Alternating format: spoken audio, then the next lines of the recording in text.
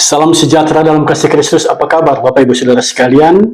Saat ini mari kita belajar dari kitab Ulangan pasal 30 ayat 11 sampai ayat yang ke-20. Sebelumnya saya mengucapkan selamat tahun baru. Kita bersuka cita karena Tuhan menolong kita di sepanjang tahun 2024 dan tibakan kita di tahun 2025 ini. Baik Bapak Ibu Saudara sekalian, sebelum kita membaca kitab Ulangan pasal 30 ayat 11 sampai ayat yang ke-20, mari kita merendahkan diri di hadapan Tuhan, kita mohon tuntunan kuasa-Nya. Mari kita berdoa. Ya Bapa Allah yang Maha Kuasa, Engkaulah sumber hikmat. Di dalam kami menggali, memahami kebenaran firman-Mu, kami butuh pertolongan-Mu. Ya Roh Kudus, bimbing kami dengan kuasa-Mu, sehingga kami mengerti kebenaran firman-Mu dan beroleh kemampuan untuk melaksanakannya. Di dalam nama Tuhan Yesus, kami berdoa. Amin. Bapak Ibu Saudara sekalian, siapkan Alkitabmu. Mari kita membaca kitab Ulangan pasal 30 ayat 11 sampai ayat yang ke-20. Judul bacaan kita, kehidupan atau kematian. Sebab perintah ini yang kusampaikan kepadamu pada hari ini tidaklah terlalu sukar bagimu dan tidak pula terlalu jauh. Tidak di langit tempatnya sehingga engkau berkata, siapakah yang akan naik ke langit untuk mengambilnya bagi kita dan memperdengarkannya kepada kita supaya kita melakukannya. Juga tidak di seberang laut tempatnya sehingga engkau berkata, siapakah yang akan menyeberang ke seberang laut untuk mengambilnya bagi kita dan memperdengarkannya kepada kita supaya kita melakukannya. Tetapi firman ini sangat dekat kepadamu, yakni di dalam mulutmu dan di dalam hatimu untuk dilakukan. Ingatlah, aku menghadapkan kepadamu pada hari ini kehidupan dan keberuntungan, kematian dan kecelakaan.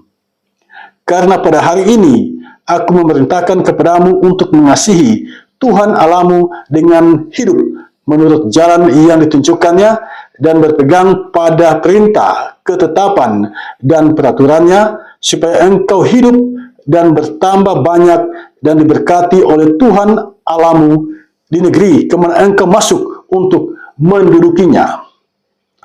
Tetapi jika hatimu berpaling dan engkau tidak mau mendengar, bahkan engkau mau disesatkan untuk sujud menyembah kepada Allah lain dan beribadah kepadanya, maka aku memberitahukan kepadamu pada hari ini bahwa pastilah kamu akan binasa, tidak akan lanjut umurmu di tanah kemana engkau pergi menyeberangi sungai Yordan untuk mendudukinya. Aku memanggil langit dan bumi menjadi saksi terhadap kamu pada hari ini. Kepadamu kuperhadapkan kehidupan dan kematian, berkat dan kutuk. Pilihlah kehidupan supaya engkau hidup, baik engkau maupun keturunanmu, dengan mengasihi Tuhan Allahmu, mendengarkan suaranya dan berpaut padanya.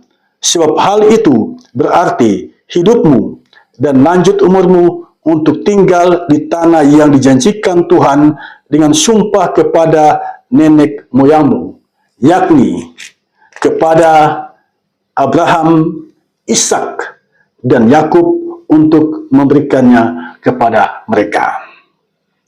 Bapak Ibu Saudara sekalian, sampai di sini batas pembacaan Alkitab. Salam sejahtera bagi kita semua.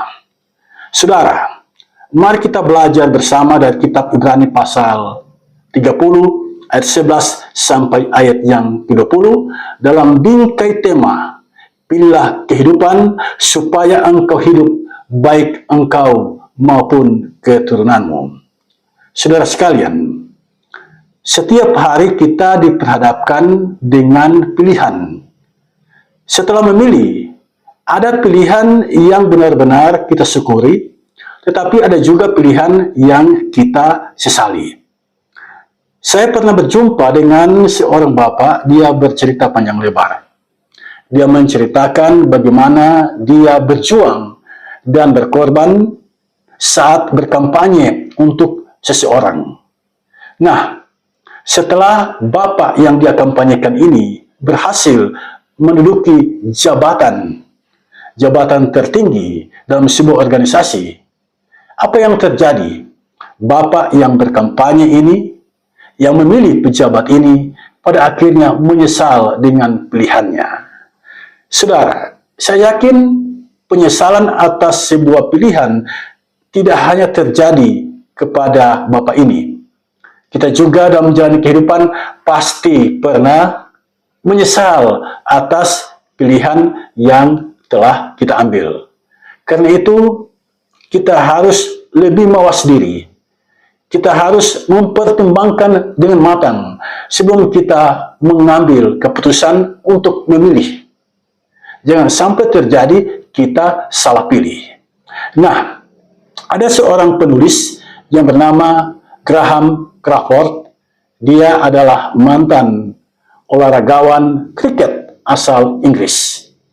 Dia menulis, kita adalah produk dari pilihan yang kita buat, bukan keadaan yang kita hadapi.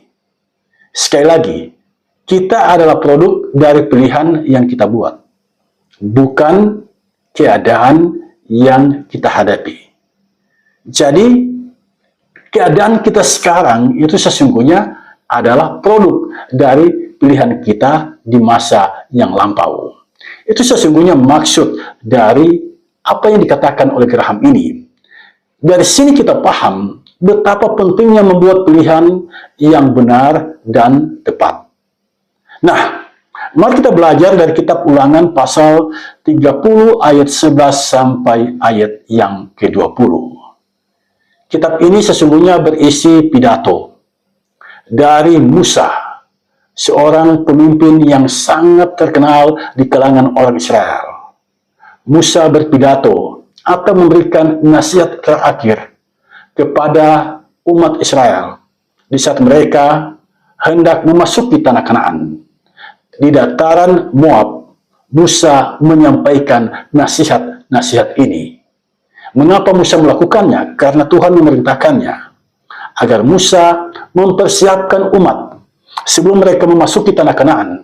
Mereka harus dipersiapkan dengan memberikan nasihat-nasihat yang berguna bagi mereka. Sebab setelah Musa mati, yang akan memimpin umat Israel memasuki tanah Kanaan adalah Yosua. Musa tidak sampai di tanah Kanaan. Musa hanya sampai di Bukit Nebo. Saudara, kisah ini yang kita baca tadi, itu terjadi pada abad ke-15 sebelum Masehi. Musa menulis kitab ini tahun 1405 sebelum Masehi.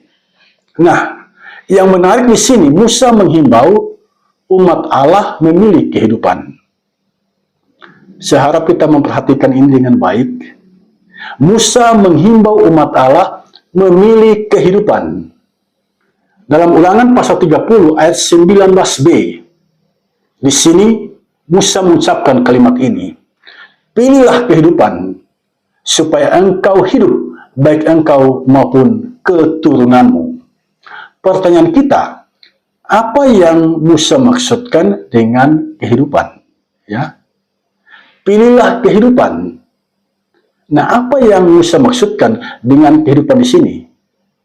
Pertanyaan ini sangat penting untuk kita ketahui dan harus kita pahami, sebab di sini Musa menghimbau umat Allah memilih kehidupan supaya mereka hidup dan juga keturunan mereka.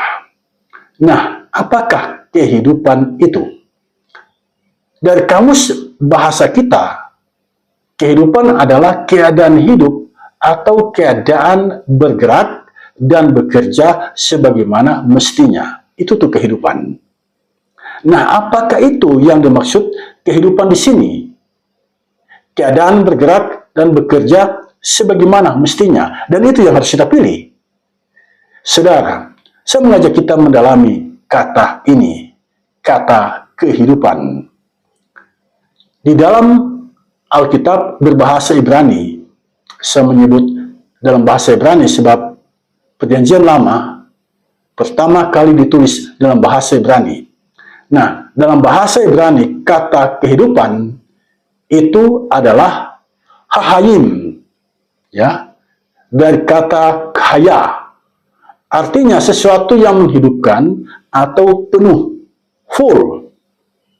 Itu sesungguhnya arti dari hahayim, dari kata haya. Nah, hahayim itu ada dalam kehidupan kita. Sesuatu yang menghidupkan itu ada di dalam kehidupan kita. Nah, ini yang akan kita gali, yang akan kita pahami apa itu. Apa itu sesuatu yang menghidupkan kita, yang membuat kita bersemangat, ya, tetap bersemangat dalam situasi dan kondisi apapun, yang membuat kita tetap punya gairah untuk hidup dan menghadapi setiap tantangan dalam situasi dan kondisi apapun. Apa itu? Nah, mari kita gali dari kitab Ulangan pasal 30 ayat 11 sampai 20. Apa itu hahayim atau kehidupan? Dari kitab Ulangan pasal 30 ayat 11 sampai ayat yang ke-20, ternyata kehidupan itu, kehidupan yang dimaksudkan oleh Musa di sini adalah firman Tuhan. Sekali lagi, kehidupan yang dimaksudkan oleh Musa di sini adalah firman Tuhan. Musa menjelaskan itu dalam ayat 11 sampai ayat yang ke-14, bahwa firman itu tidak jauh. Itu berarti firman itu dekat. Firman itu bukan di langit. Itu berarti firman itu bukan tinggi jauh di sana. Ya, firman itu bukan di seberang laut. Firman itu dekat dengan kita. Bahkan disebutkan oleh Musa, firman itu di mulut dan hatimu. Nah, apa artinya firman itu di mulut dan di hati? Di mulut itu berarti firman itu sering diucapkan, sering dikatakan, sering diberitakan, ya. Itu firman. Jadi Tuhan menyampaikan firman itu kepada Musa. Musa menulisnya, dia mengajarkannya. Umat yang mendengar firman yang disampaikan oleh Musa ini, mendengar, menyimpan dalam hati, kemudian mereka juga mempercakapkannya satu sama lain. Jadi karena dipercakapkan, itu berarti firman itu dekat dengan kita. Itu yang disebut oleh Musa di sini, di mulutmu. Dan bukan cuma di mulut, Musa menyebut di hatimu. Hati. Artinya firman itu didengar dan dipahami, kemudian disimpan di dalam hati. Ya, firman itu didengar dan dipahami, kemudian disimpan di dalam hati. Ini penting bagi kita. Ketika kita mau memberitakan firman, kita harus meminta pertolongan Roh Kudus agar firman itu dipahami, dimengerti, sehingga umat menyimpannya di dalam hati. Nah, dalam memberitakan firman ada yang disebut kesombongan rohani. Dia menggunakan kata-kata atau istilah yang tidak bisa dipahami. Nah, memang apa yang dikatakan itu akademis, tetapi banyak orang yang tidak mengerti. Nah, firman itu harus dibuat, dipahami, dimengerti, sehingga umat memahaminya dan menyimpannya di dalam hati. Nah, firman yang didengar dan disimpan di dalam hati kita, itu yang dimaksudkan oleh Musa di sini. Firman itu dekat denganmu, di hatimu. Jadi firman itu, saudara sekalian, tidak jauh. Firman itu dekat dengan kita. Apalagi di era informatika sekarang ini. Ada banyak aplikasi Alkitab yang dapat kita temukan. Firman itu dekat dengan kita. Nah, Musa menerima firman dari Allah. Musa menyampaikannya kepada umat. Umat mendengar dan menyimpannya dalam hati, dan mereka membicarakannya. Dalam ayat yang ke-16, Musa menjelaskan firman itu, yaitu mengasihi Tuhan Allah. Sekali lagi, mengasihi Tuhan Allah. Dengan cara apa? Dengan hidup menurut jalan yang ditunjukkannya, berpegang pada perintah, ketetapan, dan peraturannya. Itu firman. Dalam ayat yang ke-16 ini, firman Tuhan disebut jalan yang ditunjukkan Allah. Firman adalah jalan yang ditunjukkan oleh Allah. Firman adalah perintah. Firman adalah ketetapan.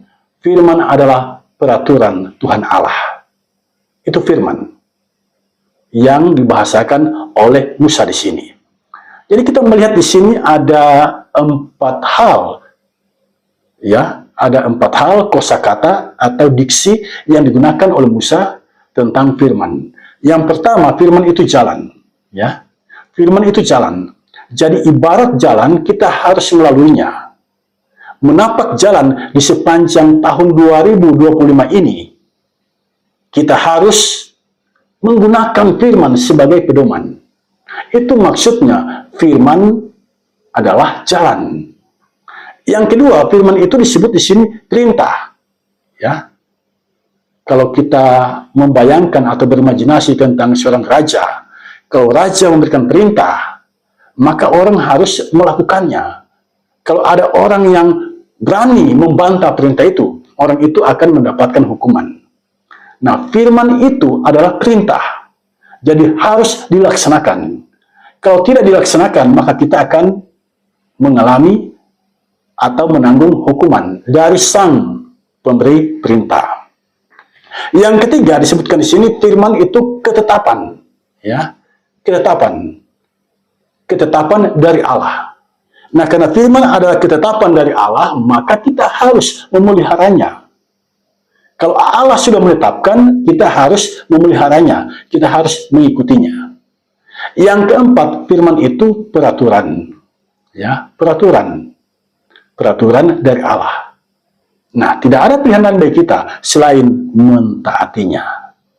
Itulah bahasa sederhana yang digunakan oleh Musa dalam menjelaskan tentang firman Allah. Melaksanakan firman Allah berarti kita mengasihi Tuhan Allah. Dan cara kita mengasihi Tuhan Allah adalah berjalan sesuai dengan kehendaknya, berpegang pada perintahnya, berpegang pada ketetapannya, dan berpegang pada peraturannya. Nah, jika kita diminta berpegang pada perintah, ketetapan, dan peraturan itu, berarti kita harus konsisten melaksanakannya. Kita tidak boleh melepaskan firman itu. Pertanyaan sekarang, mengapa Tuhan menghendaki kita hidup demikian? Musa mengatakan dalam ayat yang ke-16, bahwa hanya dengan berbuat demikianlah kita beroleh kehidupan, yaitu hidup yang kekal, dan kita diberkati oleh Tuhan. Semua orang beragama di muka bumi ini menghendaki hidupnya diberkati. Nah, Musa menunjukkan jalannya kepada kita, yaitu hidup sesuai dengan firman Tuhan. Saudara, bagaimana jika sebaliknya orang tidak mau hidup sesuai dengan firman Tuhan? Saya mengajak kita membaca ayat yang ke-17 sampai ayat yang ke-19.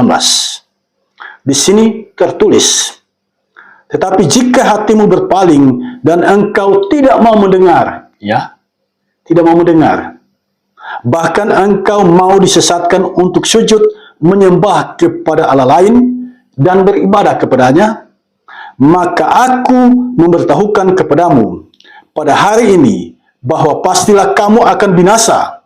Tidak akan lanjut umurmu di tanah kemana engkau pergi, menyeberangi sungai Yordan untuk mendudukinya.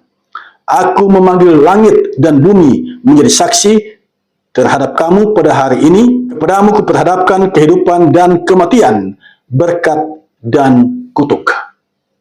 Saudara, jika kita tidak mau melaksanakan apa yang Tuhan perintahkan, kita membaca di sini, ya, maka aku memberitahukan kepadamu pada hari ini bahwa pastilah kamu akan binasa. Artinya, kita tidak akan beroleh kehidupan yang kekal. Kita akan dihukum oleh Tuhan. Tidak akan lanjut umurmu di tanah kemana engkau pergi.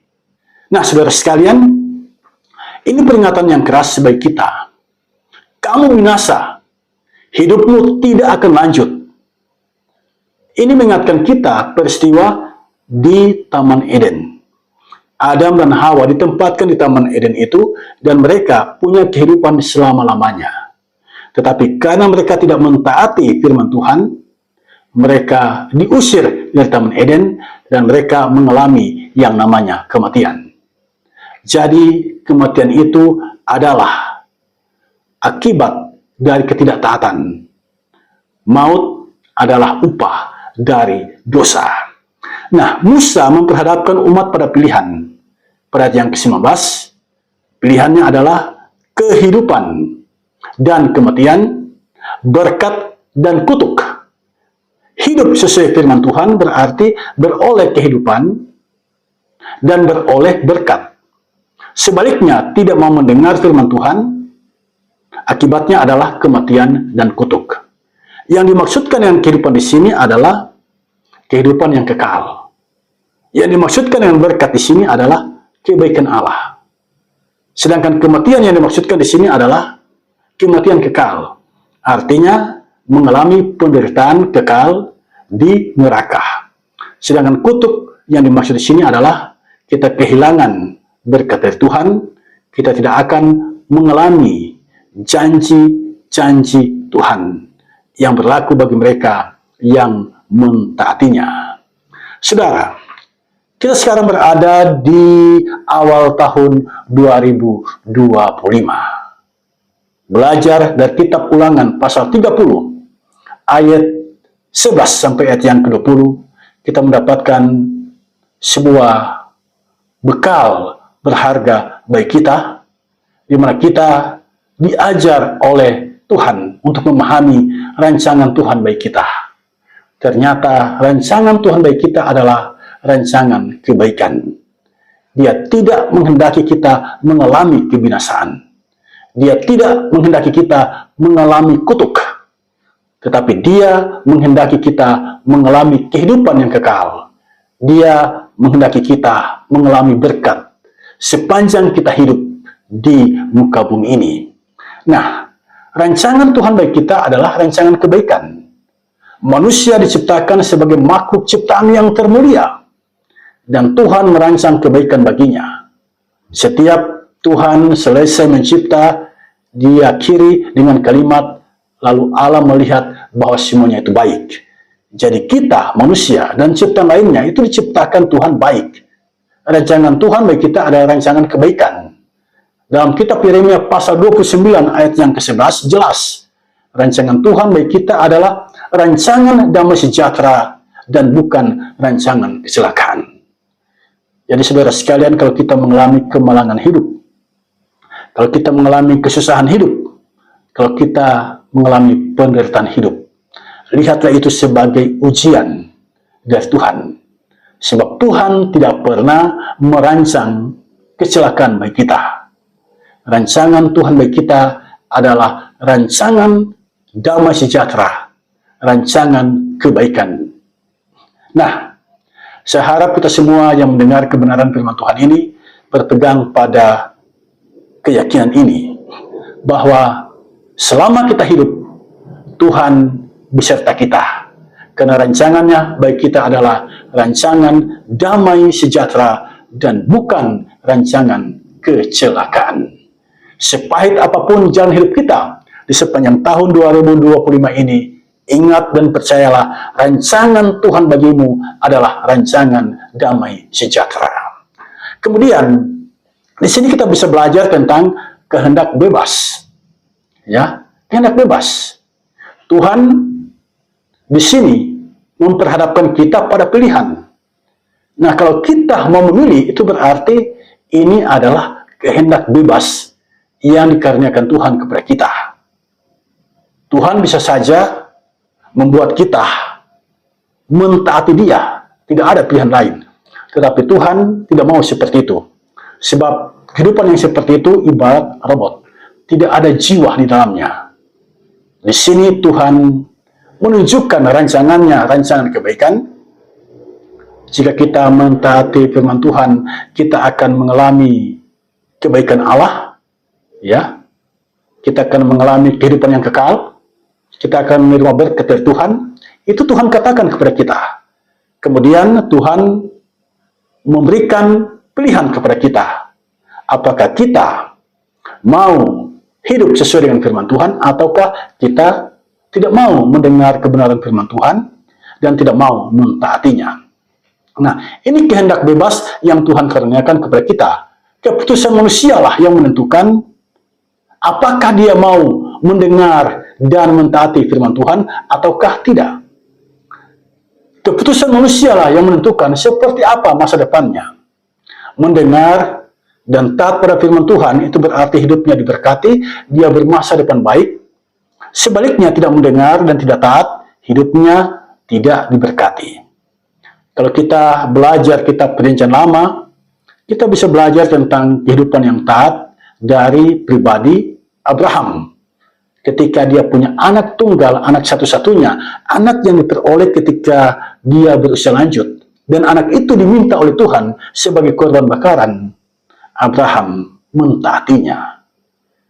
Saya berpikir, kalau kita punya anak tunggal, anak satu-satunya, kemudian anak ini diperoleh dengan susah payah, lalu anak ini diminta oleh Tuhan sebagai korban bakaran, apakah kita akan memberikannya?